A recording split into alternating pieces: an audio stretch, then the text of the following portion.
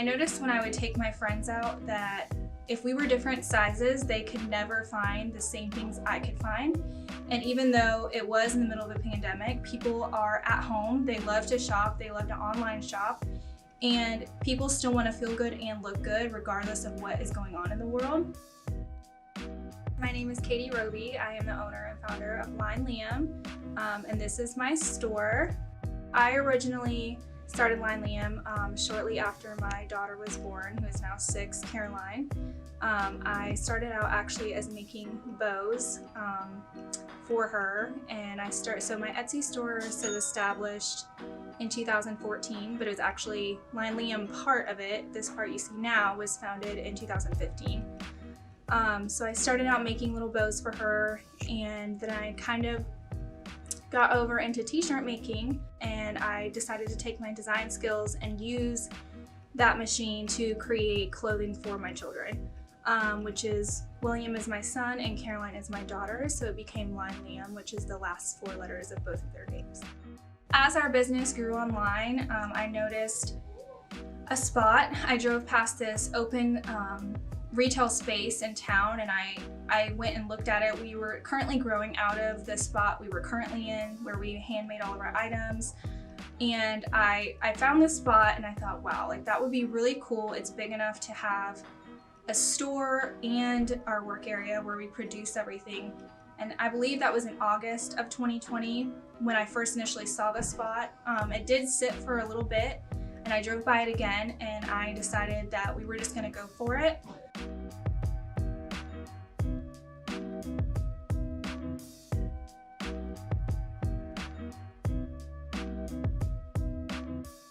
Hi there, I'm Brooke White, owner of White Weddings.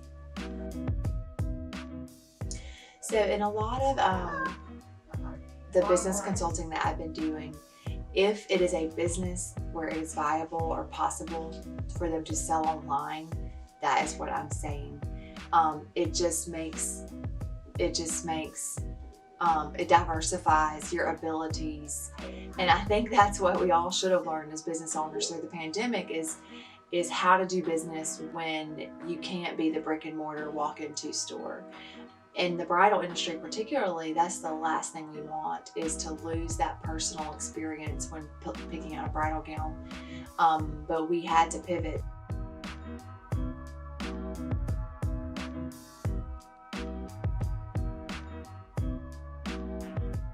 My name is Brooke Lacey. I am the owner and founder of Brooklyn's Coffee.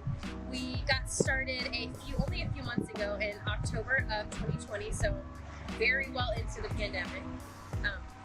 I have 12 years of coffee experience and just wanted to get away from that corporate coffee, more into the relationships, the personal, the local.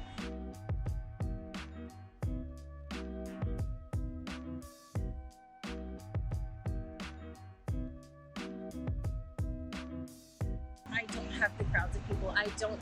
When we're outside, wherever we are, we're able to distance and keep apart. A ton of people still are wearing masks. We wear masks depending on the customer. Like if they would ask us to wear it, we absolutely put it on. We have no issue with that. Everything inside the store gets cleaned every single night. I think that's why I've been so successful.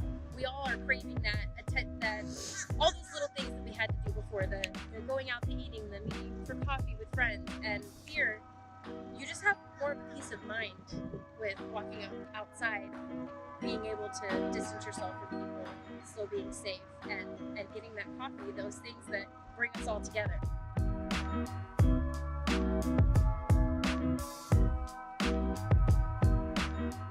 Probably will not do a brick and mortar solely because I love to move around.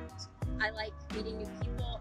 All the surrounding areas. I do have in the works a second truck. So I got my Gainesville license. We've had a lot of interest over there. So I will definitely probably have multiple trucks. I just love meeting new people. I love going to different places, all the people that I get to meet, and sharing what I love. You know, my passion for coffee and making tasty drinks. So. And I tell people your passion or money has to be there. You can't not like what you do and not make money at it. That's not fun. So one of them has to be there,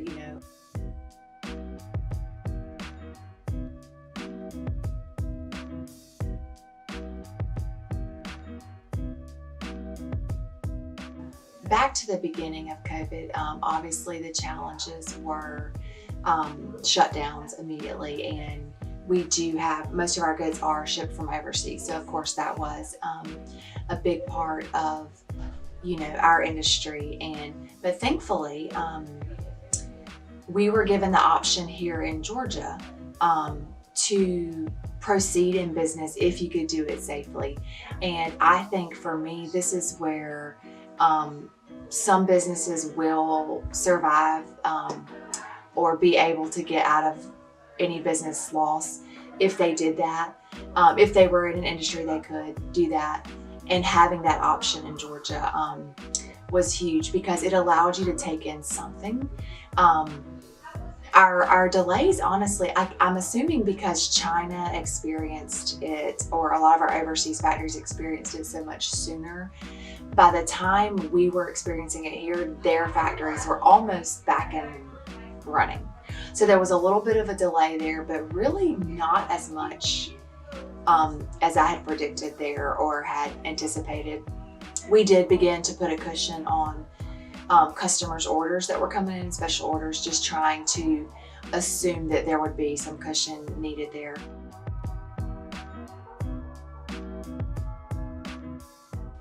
Well, I was chosen to serve on one of Governor Kemp's task force for women in small business. It was all canceled due to COVID, but we did have some meetings, and we were able to have some Zoom meetings with Senator Kelly Loeffler at the time, and to address the needs of small business. But I'll tell you what helped Georgia tremendously. Georgia legislator took a jump start in the beginning of COVID and passed legislation to protect small business. They provided wording for small businesses to put on their doors. And that basically says you are taking a risk by entering here and we're not responsible. And when I mentioned this in my page that I'm a part of, they thought it was crazy, but it's actually well accepted here in Georgia, and it's been a part of our business for many months now. And you do have to have it posted at your door. But if you think about it honestly, employees, the public, customers, when you get down to it, if you are leaving your house, you are taking a risk of getting sick even before COVID, but especially now during COVID.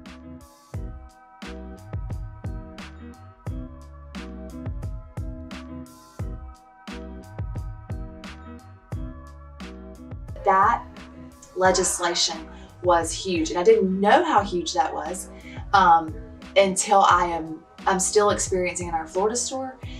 We don't have any protection like that. So when topics or issues come up, when a customer questions, Tallahassee also still has a mask ordinance, which has been okay. Business has been a lot slower there due to the mask ordinance. And honestly, strangely, I feel like Georgia's about 6 to 8 months ahead of Florida as far as consumer comfort level and how comfortable people feel getting out. And I think that legislation and the mask mandates have something to do with that, where if you come to Georgia, you're gonna see, about half and half wear a mask, and it's totally different in Florida. So our job as a small business is to find that fine line on how to protect employees, how to protect customers, and how to carry on in business so that you can survive when the business slows down, obviously.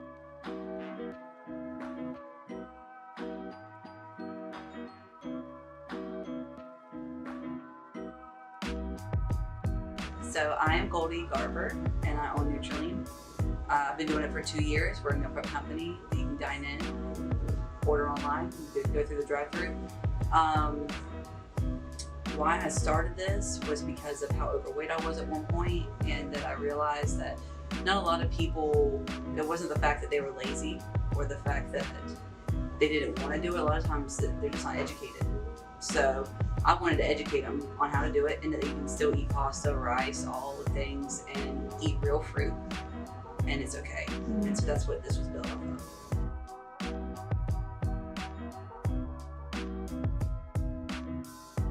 The pandemic, that's a real thing. It's still a real thing. It's crazy. When I first heard that, well, something might end up happening, this is a pandemic. Of course, I'm 27 years old, never ran a business before. I'm still trying to figure the whole thing out. And I remember getting nervous at first because, well, at first when anyone hears any kind of news like that, you're kind of like, well, what do we do? What are the rules? What are the regulations? No one knew. We were kind of going through it. And so the first thing I did was people were like, are you an essential worker? I thought, yeah, we are essential. We're a restaurant, or I don't know, a food industry that's essential, right? People still have to eat.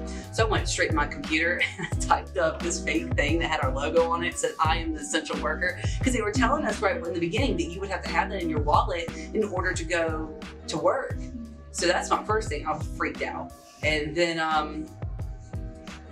then as we progressed into it, really people were like, oh, you're gonna get a PPE.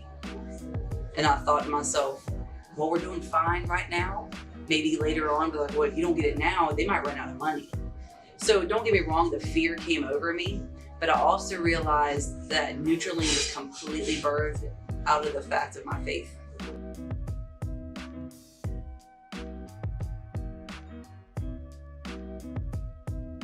My husband's like, you really need to consider getting it, because what if we don't do well? And I was at the sink back there, and I said, Father, I'm either gonna serve the government or I'm gonna serve you. So I'm gonna put all my eggs in one basket and I'm gonna serve you. And literally the week after that happened, our sales went up 200%. I am a part of a unique group in the US, just in the bridal industry, where there's owners from all over the world, actually, in other countries. And it's so interesting to see the difference in Georgia than the United States and other countries, that we pressed on and did business. And, you know, I know we've been criticized a lot for this, but we've pressed on and did business more than any other state and any other country, really. Many stayed in lockdown, or many stayed closed, even when they didn't have to, just out of fear. The biggest hurdle we faced with the pandemic is shortage on supplies. We had a very hard time ordering from our normal warehouses. Stuff would literally go out of stock for weeks at a time. We were unable to access our normal materials. We were unable to access, even vendors. I believe the vendors, didn't have anybody able to manufacture their items, so therefore it affected us directly. We tried our best to, use up the stock we could, or order from different companies or local, or whatever way we could, but that impacts you in your pricing, that impacts everything in your business. So it's very, very difficult, that aspect. Even items we ordered, fixtures, furniture for our store did not come. But that, I believe, is probably the hardest thing of a pandemic, is that you just don't have the same kind of access to things that you once had, and then therefore it affects everything. The stuff is way more expensive, way harder to get, and then it just, as a business owner, it just makes your job 10 times harder to not only run your business, but then to also start a new one.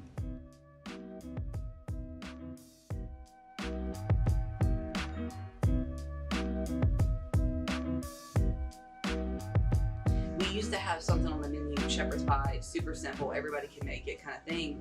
It went up to $19 a pound for ground beef. I'm like, no one could even afford that, because of the fact that, not because cows started dying, but because of the fact that no one was there to process the meat. And then we started having issues. Shoot, we still have issues with rice, because they quit processing it, all went bad, and then they had to do early crops. So the quality of food has gone down since the pandemic.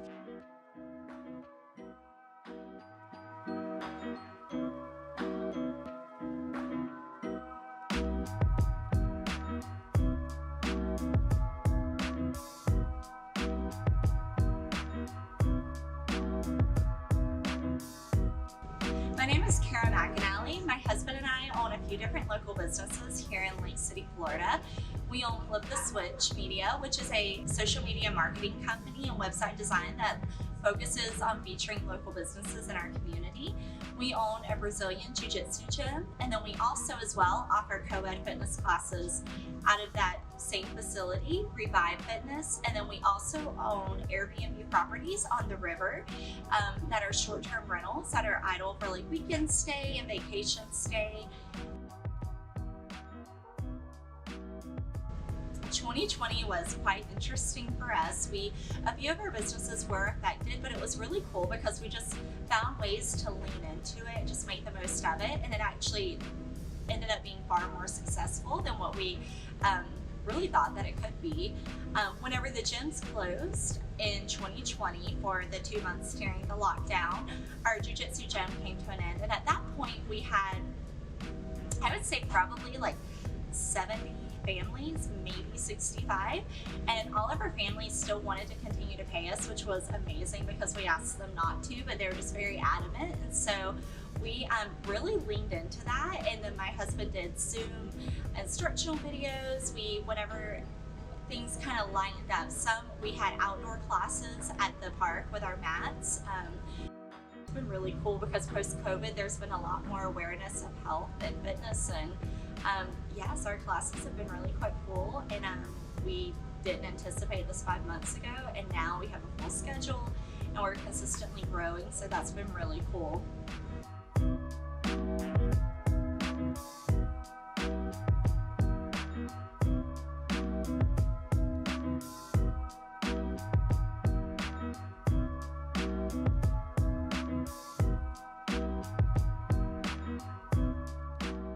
Also the owner of Eliano's in Live Oak, Florida.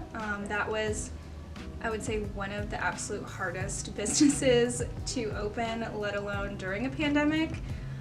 It took, honestly, the average Eliano's usually takes anywhere from 6 months to a year really to get started, and ours took almost 2 years. So if you can imagine, it was very, very difficult. Luckily for us, Florida had mandated that commercial construction could continue. The day that they mandated that was the day we started construction, so it was literally one of the hardest. We were on our toes constantly, like, is this gonna happen? It almost felt like a movie. Like, everything that you could go wrong in a movie went wrong for our business. Anywhere from products, materials, equipment that had been ordered 2 months before us was now $10,000 more expensive than what we had just ordered. Fridges, anything you can think of that goes into a coffee shop was unavailable. We had to improvise basically every piece of equipment. We were very lucky with our espresso machines. Those happened to be in the USA. But other suppliers that made, the brands of fridges we were supposed to use no longer had them. They were no longer coming.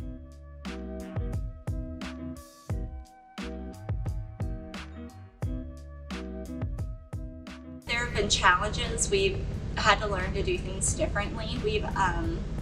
It has had its moments of pressure, but we just kind of leaned into the unknown and just looked around to see how we could help or make an impact, and it's been really cool because we've just really had a lot more doors opened up for us, and it's been really neat to watch it all play out.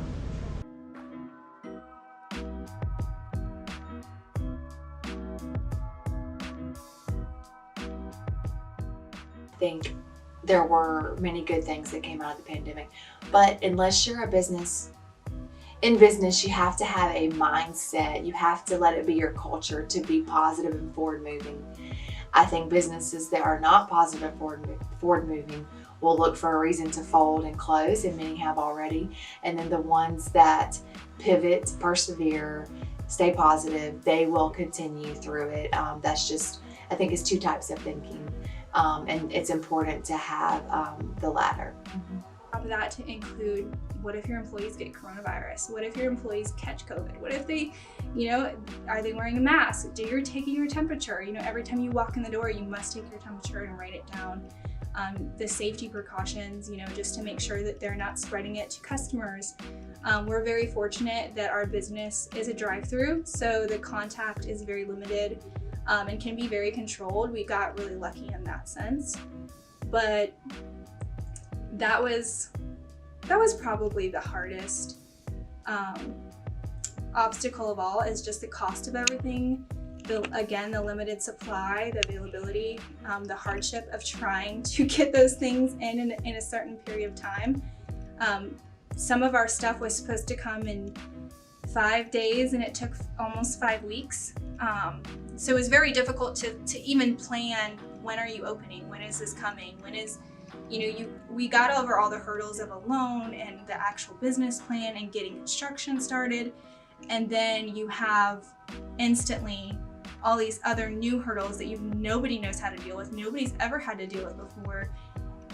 And then on top of that, the possibility of getting sick yourself or getting other people sick or having your team members sick. And then if one team member gets sick, you have to quarantine all of them or anybody that was around them. So that was probably, on top of the construction issues, that was probably the worst part of the pandemic.